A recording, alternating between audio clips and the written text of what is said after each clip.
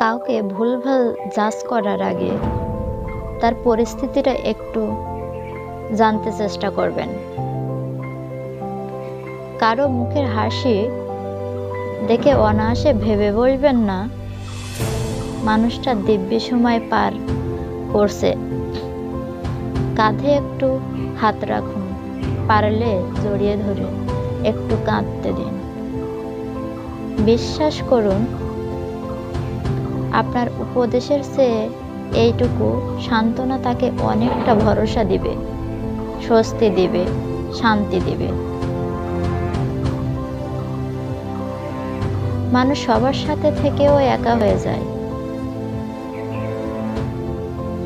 যখন কেউ তাকে বুঝতে পারে না বা মিথ্যা হাসির কারণ খুঁজতে চেষ্টা করে না। বন্ধুমহল দাপিয়ে বেড়ানো কিংবা আড্ডায় সবার মধ্যমণি হয়ে থাকা মানুষটাও হয়তো একা হয়ে ঘরে ফিরে। সে গল্প আপনি জানেন না। আসলে মানুষকে বাহিরে দেখে অনেক কিছুই বোঝা যায় না, কিংবা খুব বেশি কাছে এসেও আমরা শূন্যতা টের পাই না।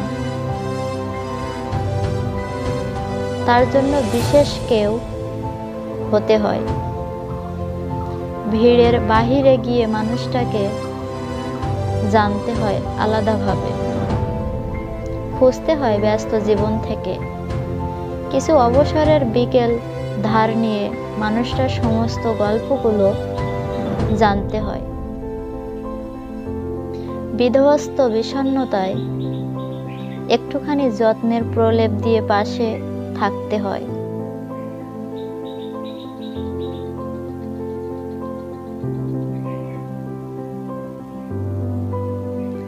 অর্থের শূন্যতায় মানুষ ভেঙে পড়ে, আর যত্নের শূন্যতায় মানুষ বেঁচে থেকেও রোজ মরে যায়। নিজেকে বোঝাতে না পারার ব্যর্থতা কিংবা কাউকে না বুঝতে পারার সীমাবদ্ধতায় মানুষ একা হয়ে যায়। মানুষ বেশি কিছু চায় না, আসলে বোঝার মতো মন চায়, হারিয়ে গেলে খোঁজার মতো মানুষ চায়।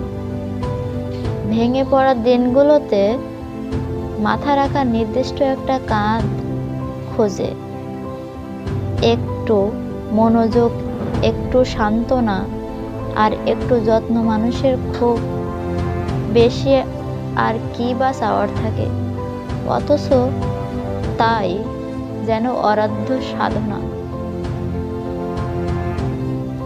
কারোর জন্য যদি সত্যি কিছু করতে হয় বা কাউকে যদি খুব বিশেষ কিছু দিতে ইচ্ছে করে, তবে তাকে তার মতো করে খানিকটা বুঝতে চেষ্টা করিয়েন। অন্যান্য সবার মতো অল্পতেই তাকে জাজ করিয়েন না। এইটুকুই তার জন্য পাওয়া হবে অনেক অনেক।